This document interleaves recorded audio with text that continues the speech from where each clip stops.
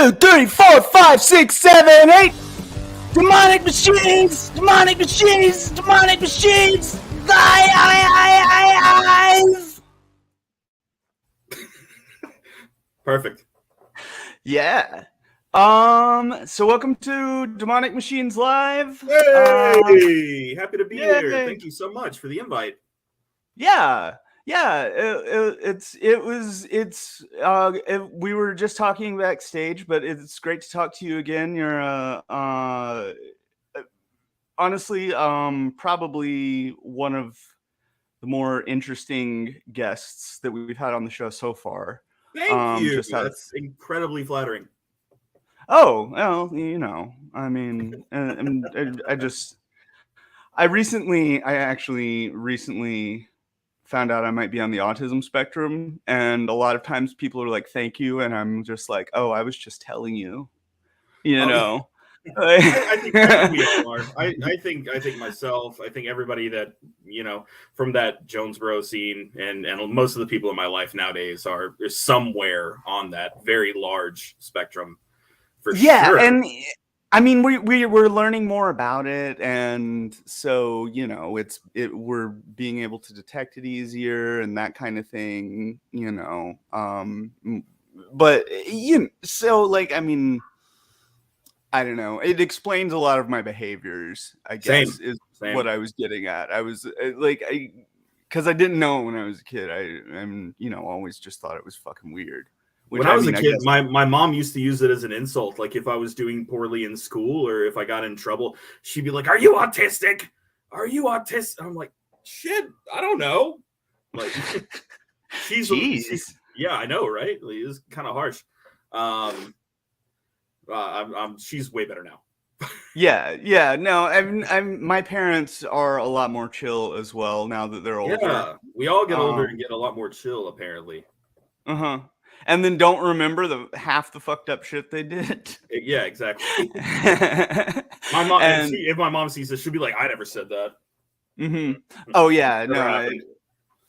But yeah. Anyway, so normally the show's a little more structured. We have Deuce here, but Deuce isn't here today, so it's just me running the show. So we're gonna play it a little loosey goosey. All right. I wanted to just do a short introduction of Rayleigh. I have known Rayleigh for like 15 years or something? Like 15 or 20 years almost. Well, yeah, like at least 15 years for sure. Yeah, because I was 19 when I moved to Arkansas. Yeah. So I'm 35 now. I'm 36 now, so yeah. So Rayleigh and I go way back. Rayleigh actually introduced me to some of my favorite music and movies, which is Big Black, yeah. Gummo. I know you're not a huge fan of that movie, but you did show it to me. Oh, I mean, I love that movie. It's just I don't ever want to watch it again. Oh yeah. You know what I mean? Harmony Korine, a lot of his stuff is like that. It's like I'm so glad that I watched it, but do I want to watch it again? No, not really. It did introduce me to the band Sleep though, which is dope. So yeah, and yes. That might have been the first place. No, actually, you were the first person I heard Sleep from. But then the first time I heard Sleep in a movie was in. Oh, I saw Gummo when I was rocking Dragonaut hard for a minute. Just it went on every mixtape I made, and just for like a year. It's a sick song, definitely. So I want to start in with the interview questions. Sure. Because this is actually a good segue. One thing I was noticing listening to your music, your current music, is that it has, I would call it like correct me if you disagree with this or anything, but it feels like it has a very cinematic kind of quality or like a soundtrack sort of quality. Yeah, I often say that my albums are soundtracks or film scores to movies that don't exist.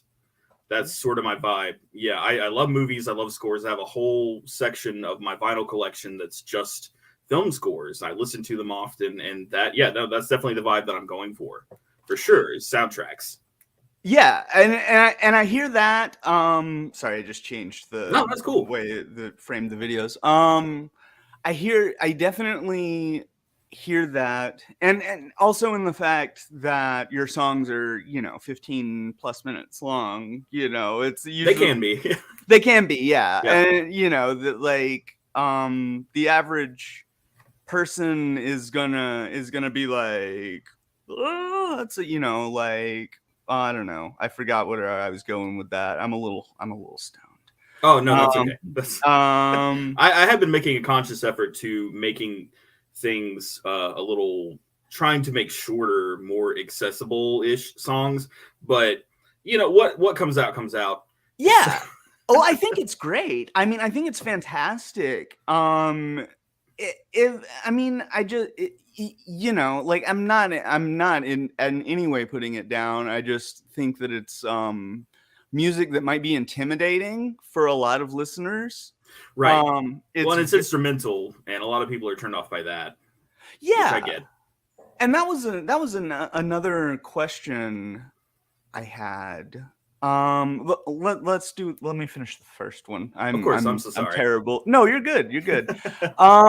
So you kind of already answered my question saying that you write soundtracks for movies that don't exist, but I wonder if you've ever thought about doing scores for things. Absolutely. When I was about 23 or 24 here in Fayetteville, Arkansas, where I live now, I had some more like friends of friends that got together, and they were going to make a werewolf movie, like a horror movie, and they wanted me to do the music for it. And I said, man, hell yeah, I'll do the music for a werewolf movie. That's awesome. And I started working on it, and I got the opening title sequence done and a couple of other tracks. And then, of course, these were young kids. They didn't know what they were doing. They didn't have a budget or equipment or anything. There was kids with a dream, and sometimes that works. In this case, everything fell through, but I held on to those tracks. They were part of a release that isn't quite done yet, that I started recording in 2012 in an actual recording studio. Because I took it really seriously. I was like, I got to get in the studio. I got to do live drums. I got to do this. I got to do that. And I got to use this giant Roland Juno that they have there. And it sounded really good. And hopefully that album will finally come out this year with some other songs that I worked on in 2012 that never really got a proper release because I went and recorded it. I didn't have the money to finish mixing and mastering it. But now that I'm and that was like 10 years ago, and now I'm in my mid 30s and I'm like a little bit more financially stable and I can actually put money aside and finish that. Now I contacted the engineer late last year. I was like, hey, I don't know if you remember me. I'm this weird dude and I made a weird album in your studio like 10 years ago. Do you want to finish it? And he was like, oh yeah, I remember you. You're crazy. Let's finish it. Like, so hopefully that'll come out later this year. I would love more than anything to do the soundtrack to anything, a documentary, a horror film, a video game, anything, an anime. I don't know, like whatever.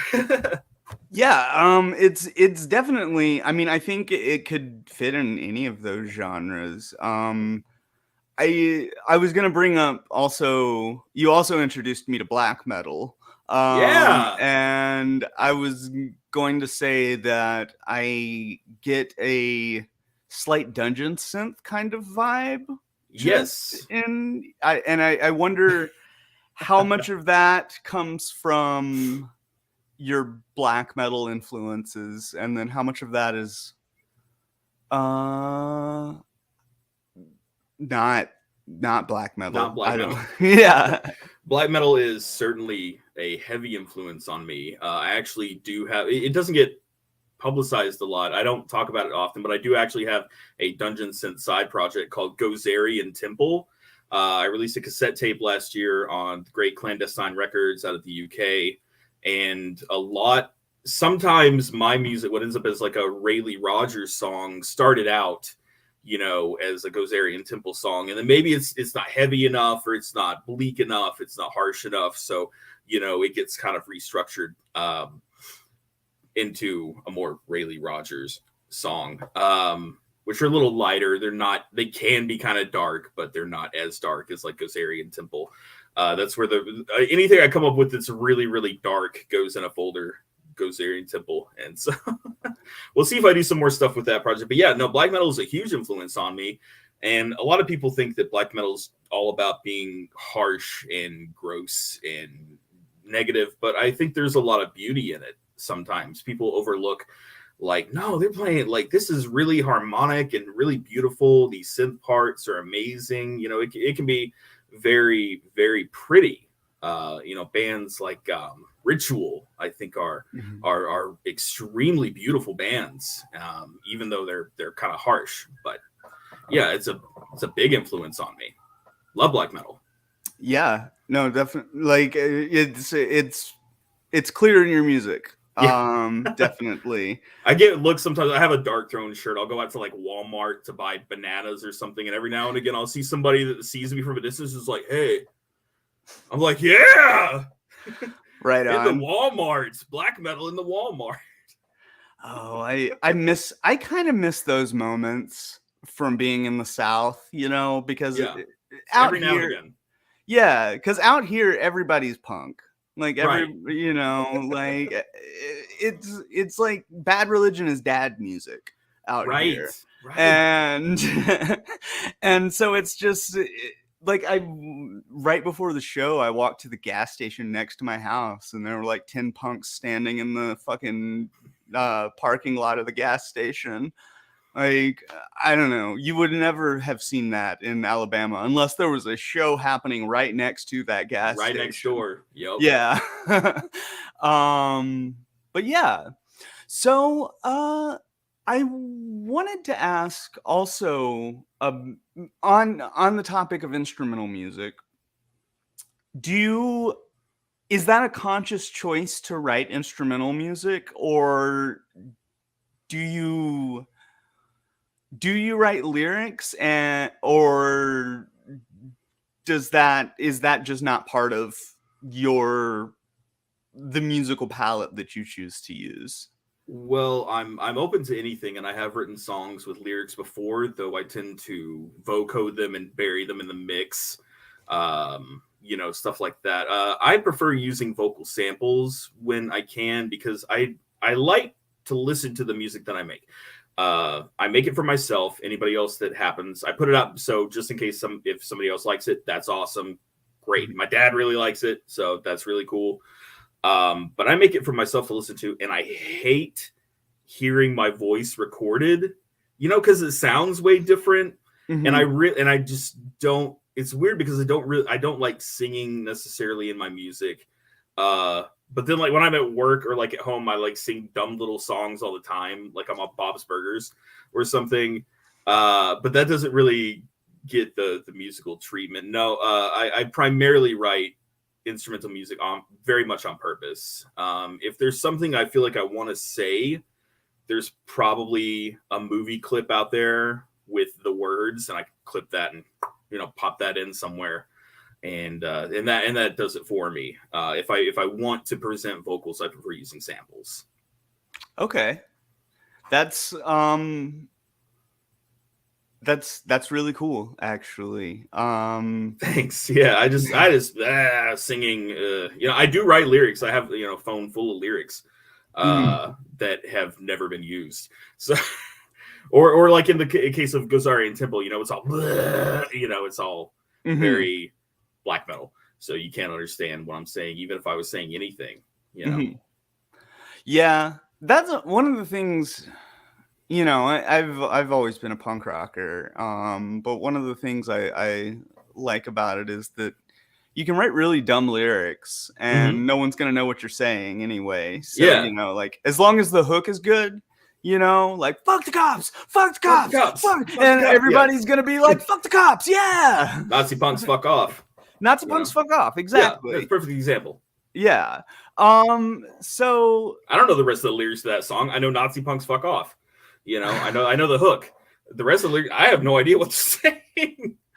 I do, but I had to look them up, and I was much older than I should have been when I looked them up. Right. So, like, granted, the internet was relatively new when, I mean, it wasn't I mean, I guess the internet in general has been around since what, like the 50s or 60s. 50s or 60s, like, yeah, with the military. But I know what you mean. I work with a bunch of like 25-year-olds, and I blow their minds constantly talking about like, yeah, man, I was alive in the 90s. Not everybody had the internet, and those that did, it kind of sucked. They're just like, what?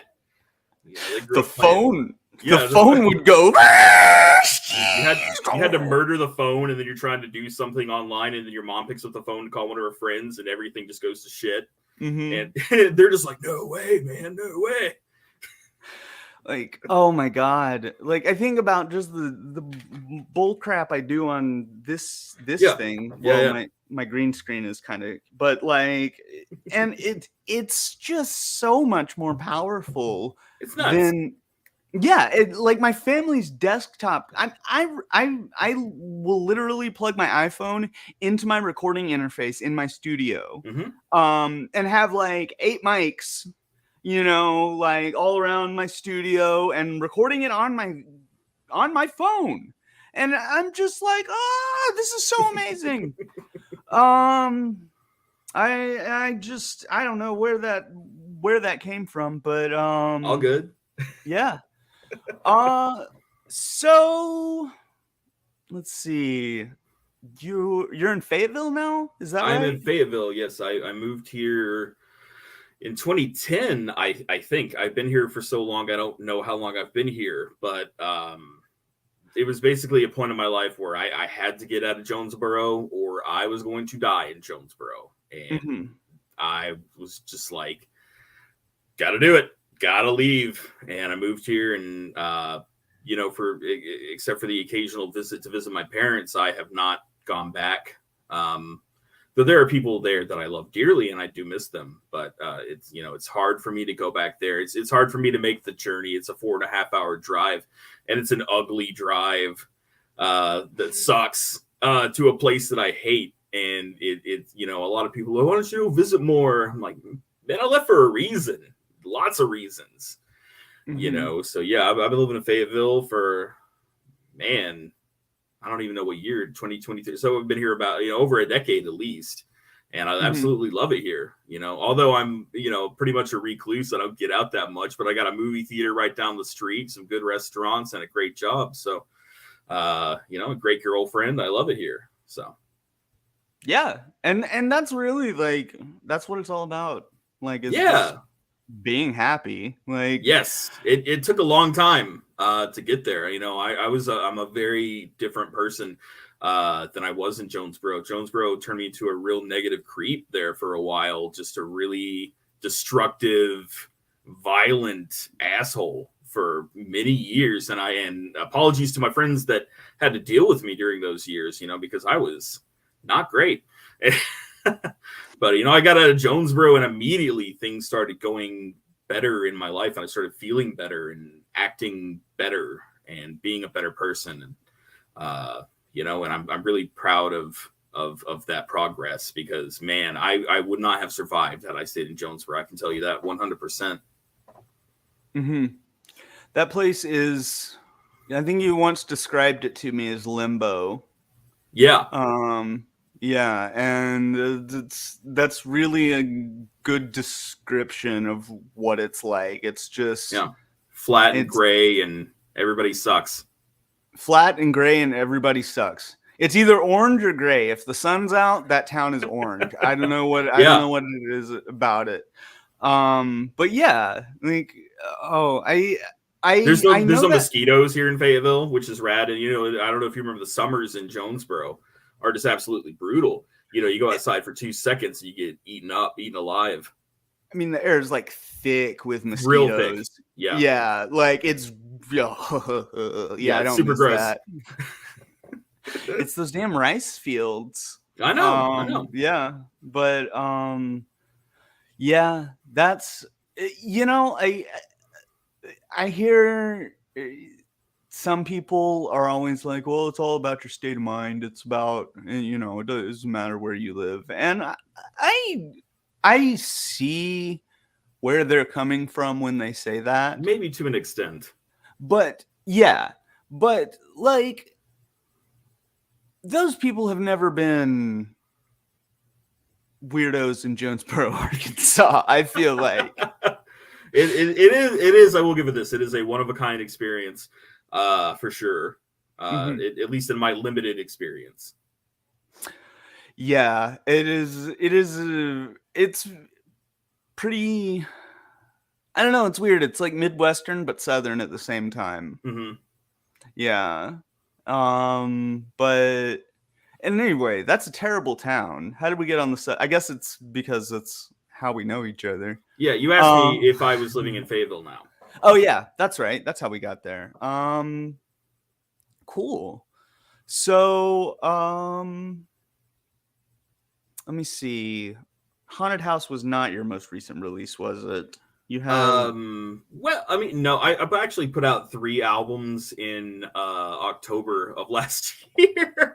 Okay. The last everybody talks about Haunted House. I think, and that's probably my favorite one too. It's really good. It's really cohesive. It sort of tells a story. It's a soundtrack to a movie that doesn't exist. Haha. But yeah, then the other 2, especially the third one, what is it even? I think it's called Tower of Souls. Yeah. And that one I just put out just because the band King Gizzard and the Lizard Wizard put out 3 albums in October. And I was like, I'm not going to get beaten by King Gizzard and the Lizard Wizard, man. I want to put out 3 albums too. So I threw that one together really quick. And it's just like really slowed down stuff. It's like slowed down to like 1,000% synth stuff. And, I rarely listen to it. I really just put it out half as a joke and half just so I don't know. I was feeling really competitive in October for some reason with a Australian band that I don't even know. I'm just like, no, I'm putting out 3 albums too, man. So yeah, Haunted House was it was the first of the albums I put out in October. That is and so that just blows me away, honestly, that you were like, I'm gonna put out 3 albums this month. And like, I know we were just like talking shit about Jonesboro, but one of the things that always like stuck with me about Jonesboro is just how creative like so many of the people were in that scene. And like, and I mean, I count you as one of those people, definitely. Thank you. Like you, I mean, Josh Travis is a genius. Daniel Doyle was a genius. Sure, you know, as much as I hated the bastard, he was a musical genius. No, he was a creep. I mean, absolutely. But but you cannot deny his talent. I mean, you can't. Like you can't. Not at all. Yeah, like that Andy Stone, genius. Yeah. You know. Yeah, I mean, like a ton of brilliant musicians, you know, in that scene. I don't know if Jesse Lawson counts as part of that scene or not. I mean, I would also drop his name as one of those creative types. Cody Watson, Chris Willett, you know. Cody Watson. Cody Watson.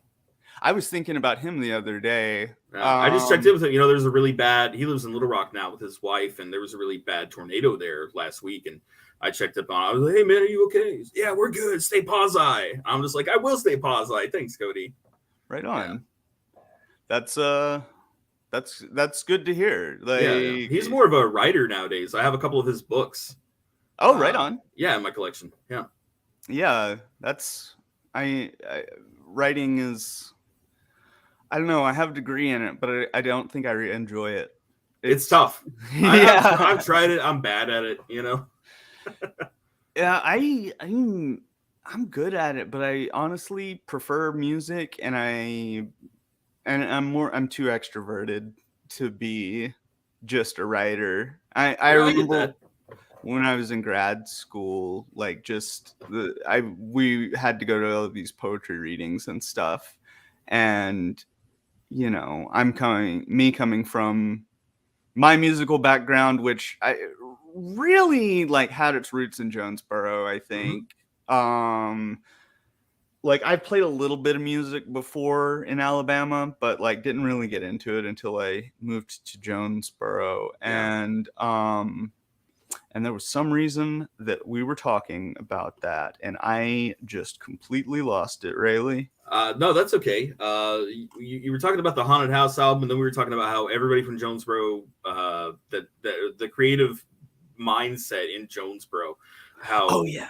how crazy it is. And I think it's because I think there's like a mathematical formula where the more gnarly or desolate like the main culture is in a city or town, I feel like that's exactly how crazy the counterculture is going to be. So Mhm. Jonesboro had at one point this amazing. I haven't kept up with it. I'm not sure what it's like nowadays. But for a good 10 years, it was insane the amount of talent that was coming out of Jonesboro, in my Mhm. opinion. Every project slapped. Everybody was just, I mean, it was this big, it was like DC, like Discord Records. It was all very incestuous. Everybody was in everybody's bands. There were maybe 17 people in the scene, but there were probably 50 projects going on, at any given time. And yeah, man, it slapped. John Middleton. How can I not mention John Middleton? I thought of him like when you were, yeah, because I mean Jones Boogie, right? Wasn't Yeah, he? yeah, Yeah. yeah. And you were also you also lived there, I didn't was you? one of the founding members. Yes, Yeah. it was me and John and Angela Scott. Okay. Yeah. I know all of those people. Yeah. But yeah, so I mean, I think I it's just one of the things about Jonesboro is that by the time I left and you left and like a lot of us left, Mm-hmm. it there had been people who had died from drugs, there were people who were Yeah. just strung out, there were people who got in a lot of trouble with the law, Mm-hmm. and Oh yeah. stuff like that. And I just wonder if that amount of creativity is like inherently contains like a volatility to it, if that makes sense. I will say definitely at that time, and myself included, a lot of those creative people were extremely self-destructive.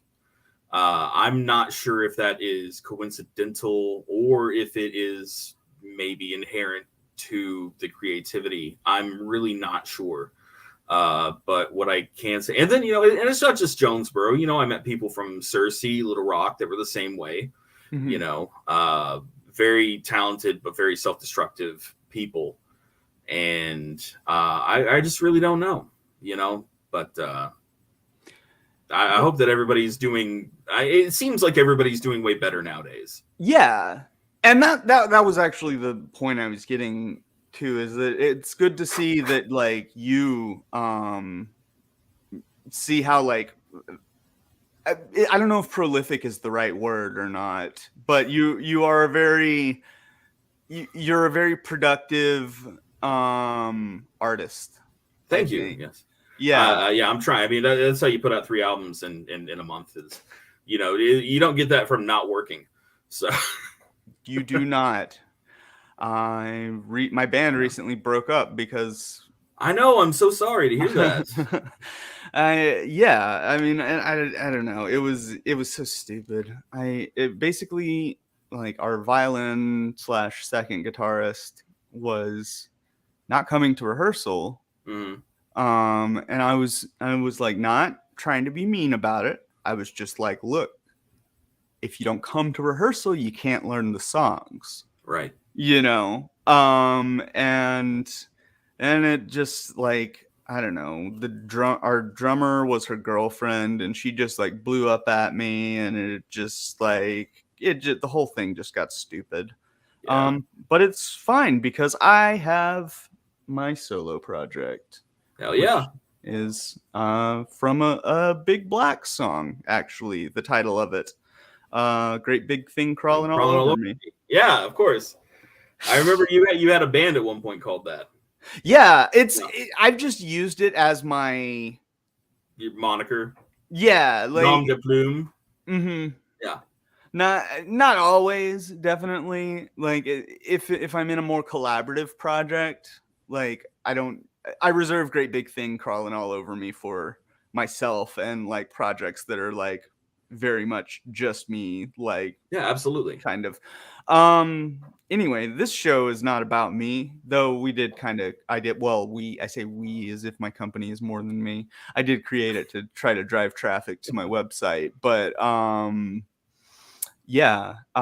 Anyway, the show is still about you. Oh, I wanted to, before I forget, where can everybody find your work?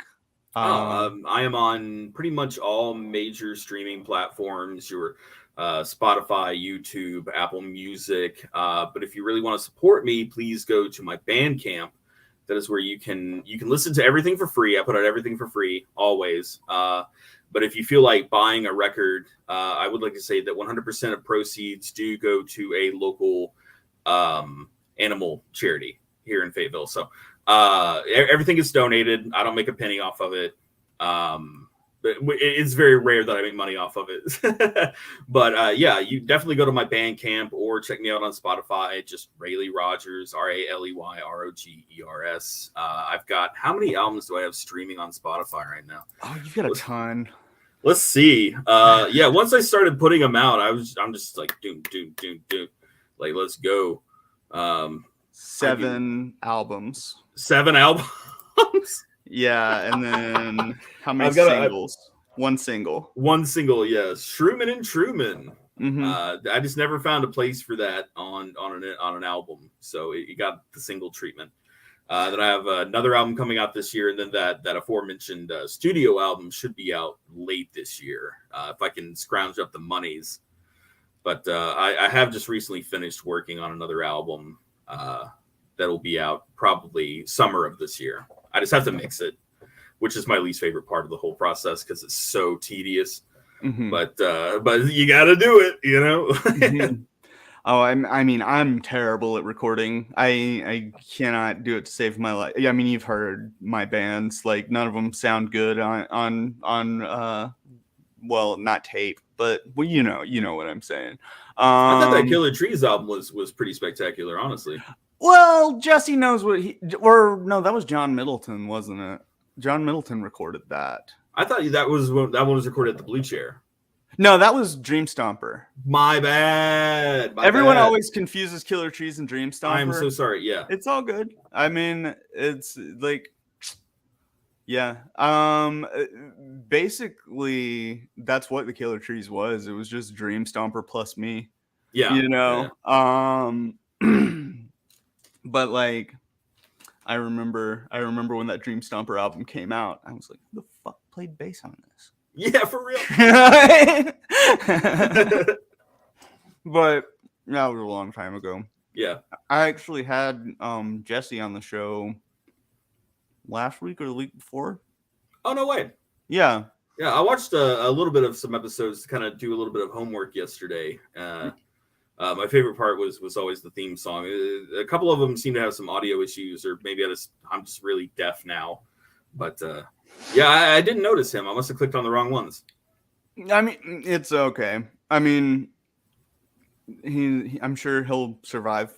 Yeah. Yeah.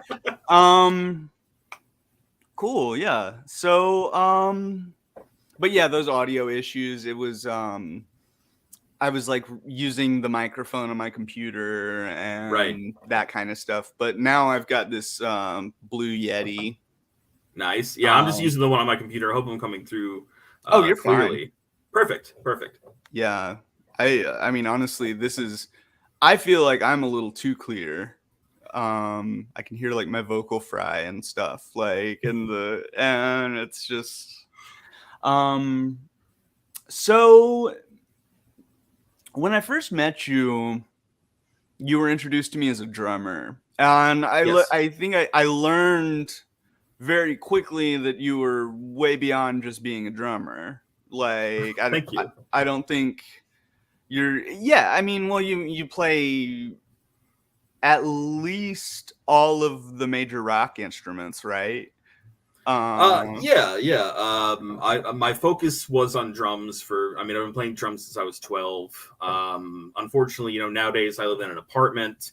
I had to have both my hips replaced. So now I've got, titanium ceramic hips.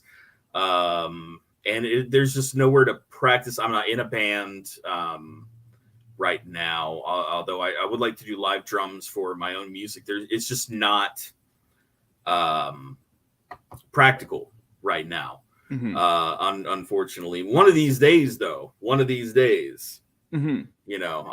get back to it. But unfortunately, I haven't played the drums in several years. I do miss it.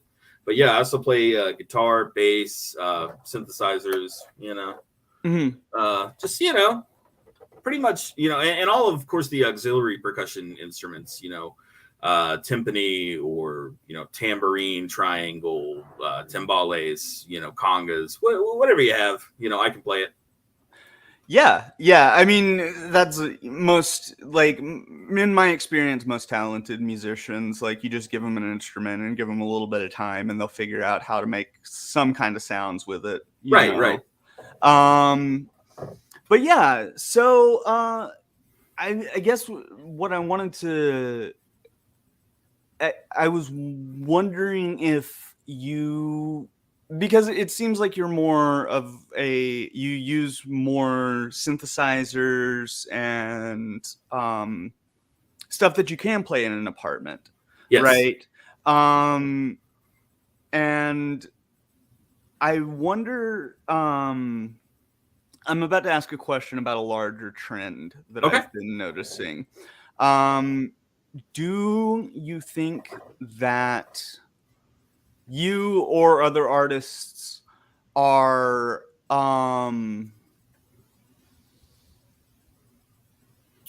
making a move towards more electronic, or like, I guess bedroom music is like one of the, like, not like sexy music, but like bedroom pop, or like, No. I picked up what you were putting down for sure.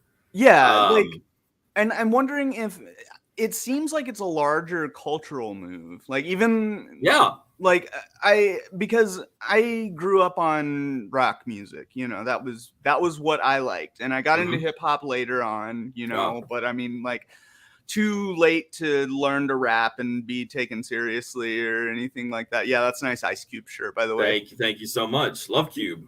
Yeah, no, Ice Cube is great. But I've really just been thinking, like, rock is dying, and I don't think any kind of music dies. Yeah, I would say rock is changing. Yes, it's shifting, for sure. And I think in answer to your question, I think that there is, maybe it's not a conscious movement. People are moving more towards bedroom music setups. But here's what I'll say. When we were kids, did you ever join band? Like when you were like a little kid, like in elementary school? Nope. Okay. I did. Shit's expensive. Parents are taking out loans for musical instruments, and it's very, very expensive. Drums are expensive. You want a good drum set, like a really good drum set, you're looking like a couple of grand. Guitars are expensive, amps are expensive, PAs for vocals are extremely expensive if you want a good one. Basses, effects pedals, 9-volt adapters, all the accessories, picks, chords, everything is so expensive. If you want to do rock and roll, you have to do it that way. And what I think about bedroom setups is it's primarily affordable. Because nowadays everybody has a laptop or a desktop PC, literally everybody, or you don't even need one. You got this, you can buy a synthesizer for $500, an audio interface for $100, and you can make so much. Just get a DAW. Like, I use a DAW called Mixcraft. It was like $75, and it has thousands and thousands and thousands of presets. I use MIDI controllers. That's how I get most of my sounds and my music. And it's hard to run out of options at that. And for the price point, you really can't beat it. And so I think whether it's conscious or not, I do feel like it is a financial thing. That's why everybody is sort of shifting into this more intimate kind of, like you said, bedroom music type stuff. because it's just so expensive to. I mean, not that I don't have friends that play in rock bands and do really well for themselves, but man, I can't afford that stuff, you know. Like, Oh I yeah, can, you know, I would love yeah. an electric drum set, you know, that I could set up here in the apartment, but you know, even that you're looking at, you know, a couple of grand, you know. Hmm. Yeah, I mean, I've got so much. We were just talking about this, and I started thinking like, how many thousands of dollars, do you have to drop to be that loud, Hmm. Exactly. And And I don't do live performances anymore. I haven't in a really long time, but you know, I know that if I did, you know, that's another PA I have to buy or amps, and you know, that's a couple of grand. And but hmm yeah, and another thing too is that, you know, stuff like this is portable, you know, and it's practical. And yeah, like I said, I'm not sure if it's a conscious effort or not, but people are definitely getting into this, I think, because of the affordability and the practicality of it. So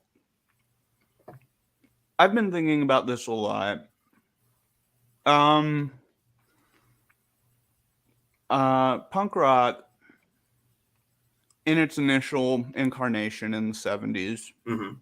was kind of was a response to things like disco, Oh, for sure. um, that sort of thing. It was rebellious, and like no one had ever to just be sloppy and loud Yeah. and scream about what bodies or Yeah. whatever, anarchy in the UK.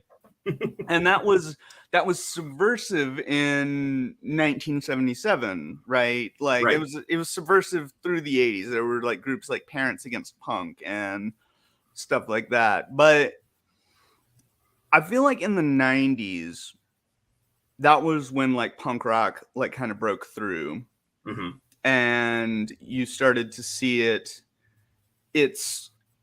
its descendants, haha, descendants like the band. But no, descendants of bands like the Descendants, Right. particularly in the form of pop punk, uh appearing on like MTV, stuff like that. Grunge, heavily Hmm. punk influenced Oh, yes. scene. Um and I feel like all of that, all of the kids that were rebelling, and I mean, even like normal people listen to Nirvana, from what I understand, They do. yeah, like, and so you Normal have, people.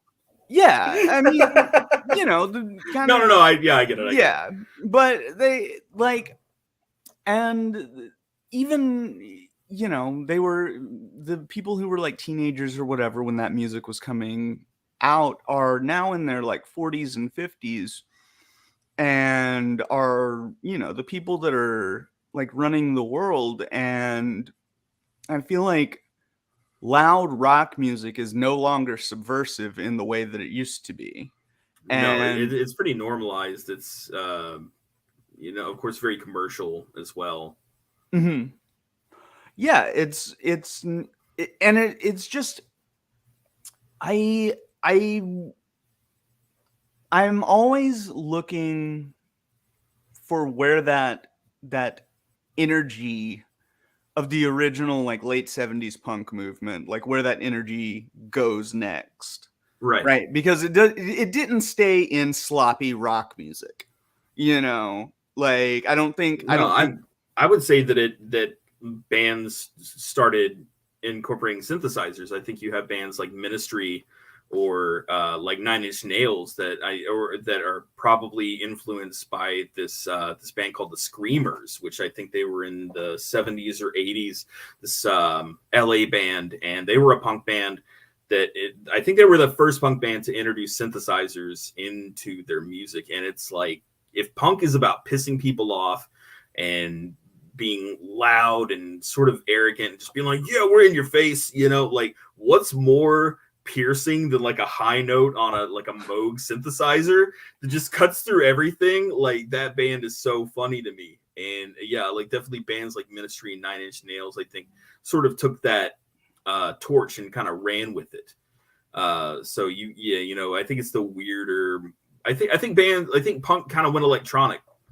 yeah. If you ask me, I mean, of course, there are like traditional punk bands out there, but I mean, is it really punk to be playing the exact same style as those bands from the 70s? You know, like your 4 chords and you're like, hey ho, let's go, or is that derivative now?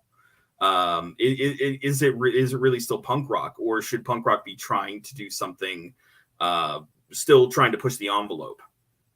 If that makes sense. I don't know. Maybe I'm rambling. I mean, no, I'm 100% on board with you. I mean, I think yes, like especially living in California, living in Southern California, and just how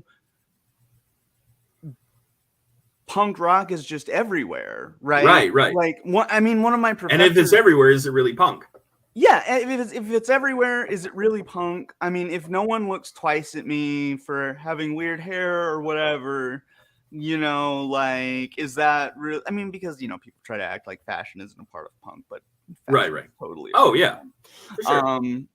But I don't know. So I think it's interesting that you said it's going electronic, because I agree that it's going electronic. I mean, I think, you know, Big Black was, you know, did that with like hardcore. Yes. Right. With the drum machine and using the metal picks and just having that gnarly, piercing, just amazing, beautiful sound.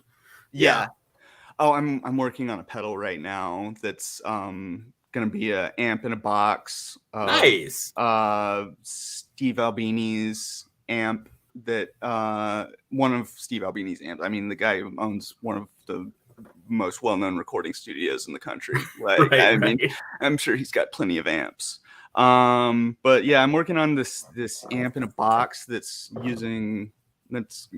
gonna run on like 30 volts. It's gonna be basically an amp. Yeah.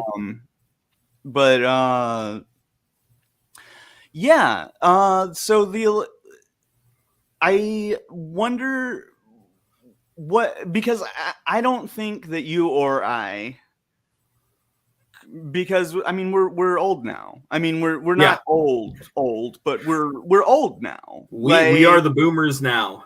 And like the young kids, like I teach college, so you know, like I know, like I hear bits and pieces of like what people who are 19, 20, 21 are like into now.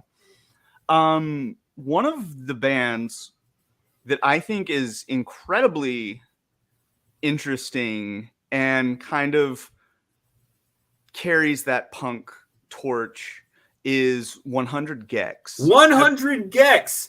I cannot believe you just said that. I was thinking here 100 gecs.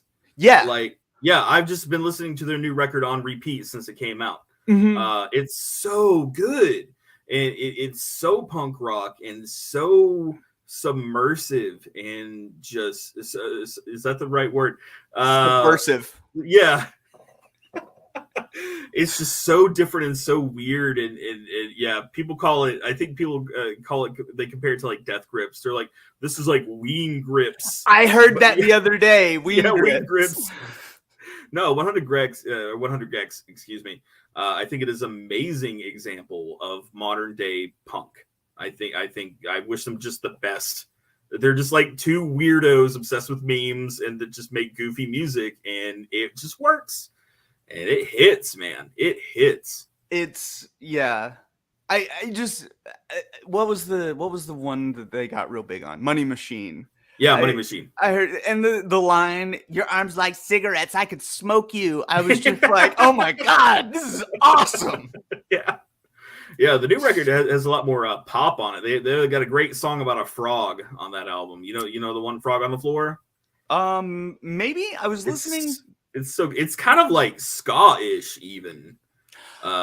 I did notice that on this newer album, which I haven't really given it like a close listen or anything, but I was hearing a lot of like 2000s like pop punk kind of influence. Yeah, for sure. Which when I was that age, that stuff was you know, music non grata. Like yeah, I know. Are you saying that this is what the young kids are listening to now is 100 gecs? The kids that you teach? Yeah, I mean, well, not a lot of them, honestly. Just a couple of weird students that I Gotcha. There's always a couple. But like, because like one of the way I do like different icebreakers to try to get to know my students and stuff like that. And one time I asked them, like what's your current favorite song? And I heard a lot of like stomp, clap, hey stuff. There were some like Red Hot Chili Peppers because we're in California, and Red Hot Chili Peppers are like the Leonard Skinner of California. Wow. And Ring ding ding ding dong ding ding dong. Yeah. I don't know. Like that band just sounds. My favorite Red Hot Chili Peppers song is by Faith No More. There you go. I always tell people if you listen to Red Hot Chili Peppers, man, just listen to Faith No More. They're the better funk, punk, weird, that sort of style band, in my opinion. Not that Red Hot Chili Peppers aren't iconic; they're just not my thing. Yeah, I mean, I'm in this group on Facebook called Unpopular Guitar Opinions, and Red Hot Chili Peppers are one of the like most common punching bags. Oh, I'm sure. In that group. Nick Cave of Nick Cave and the Bad Seeds, and he was famously quoted one time as saying, I'm always asking myself, what is that terrible noise on the radio? And the answer is always the fucking Red Hot Chili Peppers. I always thought that was a dope quote by Nick Cave. That is a fantastic quote. Yeah. Nick Cave. The only thing I can think of related to Nick Cave is about his son dying several years ago. Dude, both of them. Both of them? His other one died like last year. Oh, damn. Yeah. Oh, damn. Yeah, man. What happened to his other son? Not sure. Because I mean, I know one of his sons was like he was fucked up and he like fell or something. Yeah, right? Yeah. And yeah. I'm not sure what happened to the second one, but yeah, I remember reading that article. Like Nick Cave's other son dies. Just like, damn, Nick, you can't catch a break. Yeah, no, that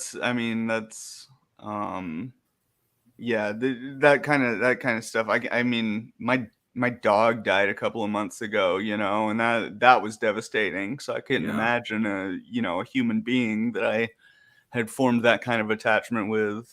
Like, I had to bury a cat in October, and I'm still fucked up about it. Yeah, it's like, I don't know. Death's not fair. No. Yeah. That's why I like black metal. It was a response to death metal. I didn't like death metal. Darkthrone started out as a death metal band, Mm-hmm. Not always. I guess like when I kind of learned more about black metal, it to me seemed like it was Scandinavia's version of hardcore. Absolutely. Yeah, I often compare it to like Salt Lake City's punk scene, the hardcore scene. Yeah, for sure. Once again, there's that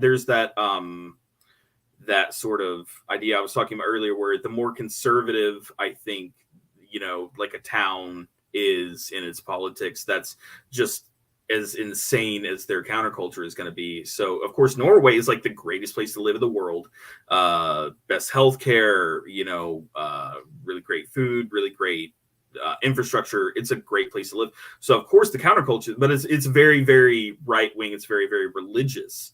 Mm-hmm. So of course the counterculture would be like, no, we're going to burn the churches, play black metal and do these vocals that are supposed to sound like demons, from the end of the world, Ragnarok and all this weird Viking stuff. So yeah, I think you can absolutely compare the counterculture of a place directly influenced by the primary culture. Mm-hmm. That's I like this theory. I don't know if I've ever articulated it myself, but what you're talking about, it's really it. Have you seen the movie SLC Punk? Oh yeah, of course. So, when Steve-O's talking and he says, there's the scene where Bob beats up the guy in the punk rock band's bouncer or whatever, and then he's talking to one of the band members after the show, and he's like, "So you're gonna come back to Salt Lake City?" And they're like, "No, it's too bleeding violent," Yeah, exactly. And he goes, and Steve-O's like, and if in a religiously oppressive town in which half of the population isn't even of that religion, rebellion comes like fire. Yes. Yes, exactly. Yeah. And it's, like I do like love my punk friends out here in California and whatever, but like sometimes I'm like, I don't think y'all know what it was like though. Yeah. Like I so one of my professors in grad school was in Blatz, which was one of the bands in the 926 Gilman Street scene that like Green Day and Rancid and all of them came out of. Wow. Okay. Wow. Yeah. And I don't know, like it's she would tell me stories and it just seemed like it was just so easy to be a punk. Like in California, in Northern California in the 90s, and God, in 2003 in Alabama, it was not easy to be. I'm sure it wasn't. Yeah, and I, when I say punk, I mean it as a general like like alternative or I mean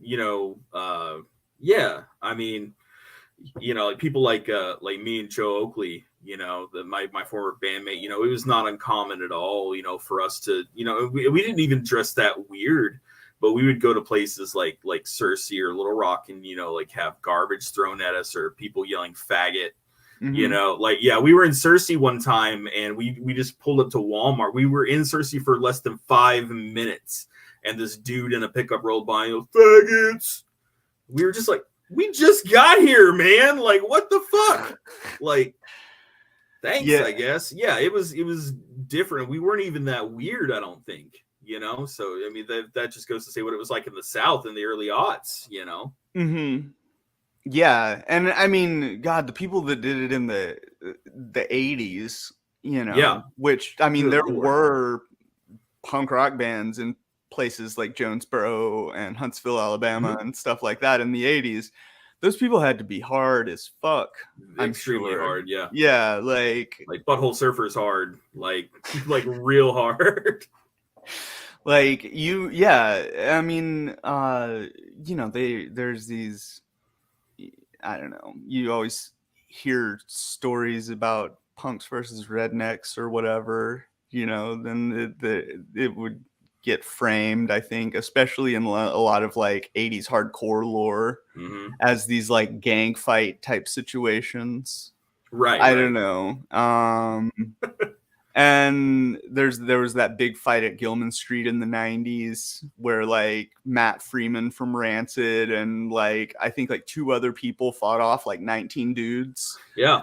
And so I mean, well, I guess, there I go turning around and saying actually those Californian punks were pretty tough. But whatever. I wish California without any warning would spark and start burning tonight. That's a Blatz lyric. Nice. Yeah. It's a good lyric. Yeah, I know, right? I want to cover that. Especially considering that California is typically on fire like 50% of the time, so. Oh, it's more than that. I'm pretty sure it's like always on fire. Oh, it's just always on fire. Oh, shit. Yeah, I mean, it's so big. Yeah. And like that, I'm sure there's a fire somewhere in California at any given time. Right. Yeah, like it's I don't know. I like during the pandemic, most of the songs I wrote were about fire. Mm-hmm. Because that was what was going on. That was what was going on. Yeah. Yeah, but so we are about at time, but I wanted to give you a chance to tell us, what are your vibes? Like movies, music, TV shows you like? Horror films, of course. I love horror, always have. Horror, sci-fi, John Carpenter, he is the GOAT. This is my JDXI, my Roland JDXI synthesizer. This is the synthesizer that was used to do all but one of the tracks on I Am a Haunted House. And I call this sucker John Carpenter in a box, because pretty much whatever you program, whatever you do on it sounds scary. Or not just scary, but it's got that 80s wow, with the 4 count of the bass drum and the hi-hats. You can just play on random keys and it sounds good. As far as music I've been listening to recently, love King Gizzard and the Lizard Wizard. They are actually the band that got me back into playing music back in 2019. I hadn't played music in a long time. They came out with an album called Infest the Rat's Nest, which is sort of a tribute to thrash metal and punk rock. And I was like, you know what? I want to do that again, man. And so I bought a bunch of equipment and just been putting out stuff ever since. Movies, like I said, horror movies are always good. Went and saw Cocaine Bear recently. That was a fun, anything that's just fun and like goofy. My girlfriend and I last weekend, we watched this Thai movie called The Pool, about this dude, and through a series of happenstance, he gets trapped at the bottom of this giant swimming pool, and then a crocodile shows up, and he's got to like fight the crocodile, and that was pretty cool. We watched The Menu recently with Ray Fiennes. He plays a chef that starts killing foodies, and that's pretty great because my girlfriend is a chef, and when my hips went out, I shifted from playing drums to cooking, actually. So I put a lot of time into that, and we're watching that movie like, oh man, we're just getting skewered here, man. But as far as TV goes, I still love cartoons. I'm like a 36-year-old child, I'm still watching Adventure Time and Regular Show and things like that. Or I really love trashy TV, like trashy reality TV. Like there's a show that my girlfriend and I love to watch called Below Deck. That's just about these vapid people that work on super yachts, and they're just always getting really drunk and banging each other and getting into fights. And it's just, I don't know. There's just something about it that's just like, I shouldn't like it, but I do, what I'm saying? My typical vibe is just to kind of be chill nowadays. Like everything is so fucked in the world. And man, I just want to have a good time. I don't know how long we're going to be here. My girlfriend got COVID 3 times. It seems to slide off me. I've never gotten it, but I've got, just the way that things are in the world. I mean, we might get nuked tomorrow. So, I like to say I'm here for a good time, not a long time. I know that's kind of like a dumb boomer saying, but it's true. Hey man, vibes, record, just listening to records, and we have medical marijuana here in the great state of Arkansas. And do you? Yes, we do. Oh, we do. Oh, yes. Is it? So, how hard is it to get your medical card? As long as you do have a pre-existing condition, it's relatively easy. Like I go to my doctor once a year and pay $50, and I'm like, well, because of my hips, like what they don't tell you when they replace your hips is because I was in a lot of pain for many years before they replaced them. I had something called avascular necrosis, where basically my hip bones were just rotting inside of me, like super metal. Yeah. They replaced them, and what they don't tell you, they're like, oh yeah, well you'll be able to walk again, but it's still gonna hurt, So I have chronic pain, and that gets me a license. So once a year I have to go renew it. But yeah, I've had a medical license here for like 4 years. Okay. And you just pop down to the medical marijuana store and buy your weed. it's a brave new world. Yeah, I when I first moved out here, the day I moved out here, they hadn't legalized it recreationally yet. You still had to have a medical card when I first moved out to California. But I just Googled, how do you get a medical marijuana card in California? Yeah. And they gave me like all these websites, and they were like, just call this number, and so I called this number and talked to a doctor, and the doctor was like, yeah, so what's going on with you? And I was like, I have trouble sleeping. Huh? You did it over the phone? Yeah, he did it over the phone. That's awesome. And then emailed me my card. So, Nice. like, I didn't even have to get the physical card. He just emailed me the document. And Yeah, I then, print mine off. Yeah, mhm, I print and mine then off at my office where we do drug testing. nice. That's just part of the office. It's not what I do, but that's just part of the building that I'm in. Oh, okay. Yeah. Yeah, like I'm so glad that it's legal because I quit drinking several years ago, because that was Nice. destroying me. Yeah. But yeah, it is super nice to have. Just to be able to go down the street and, I mean, do you really remember what it was like trying to buy weed in the 2000s? It Fucking was Bradley Tolson's house. Hey man, I love Bradley Tolson. But the whole thing though is that you had to call or text the guy and say, can I come over? And it's 50-50 whether or not they're gonna pick up. And if they don't pick up, you leave a message. It's 50-50 whether or not you're gonna get called back that day. And then sometimes it's like, yeah, meet me at 4 a.m. in the so-and-so parking lot. And it's just like, or you go to a super sketch apartment where there's people hanging out smoking blunts with shotguns. It was a really dangerous thing. And now it's just like, it's just going to the store. It's so, everybody's so friendly and just, have you tried this strain? Have you tried that strain? And it's so weird. There's old people in the dispensary complaining, I don't want to buy no keef. Why would I buy your keef when I got keef at home? And people, the guys are working there like, you wouldn't talk to your dealer like this. You know what I'm saying? Like, yeah, I mean, well, it being legal, you can report them to the Better Business Bureau. Yeah, like you couldn't report a drug dealer to the Better Business Bureau. No, unfortunately. No. I mean, you could. Yeah, but it might not work out in your favor. Exactly. Yeah. But yeah. So what is next for Rayleigh Rogers as an artist or a person or whatever? Well, I am always looking to acquire new synthesizers, new gear. That is the plan for this year. Is I've got one album coming out this summer, another album coming out, I think, in the winter, and in between, I'm just going to continue buying new equipment and trying to make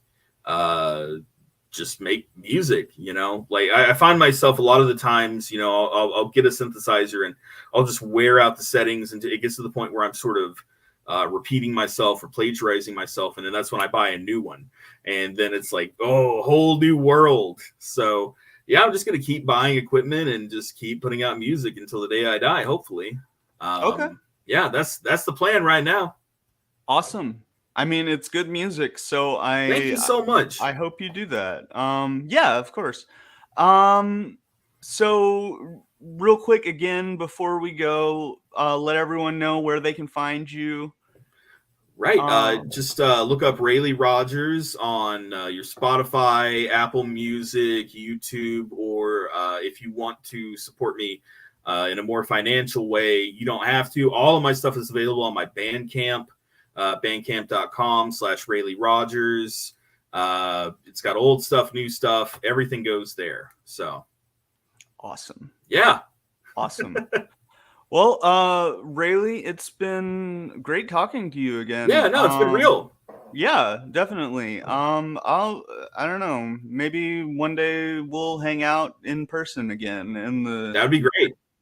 Yeah. And let's say bye to everyone at home real quick. Bye everybody. Bye everyone at home. Bye everyone at home. And I'm gonna end the broadcast, but you can stay in the chat. All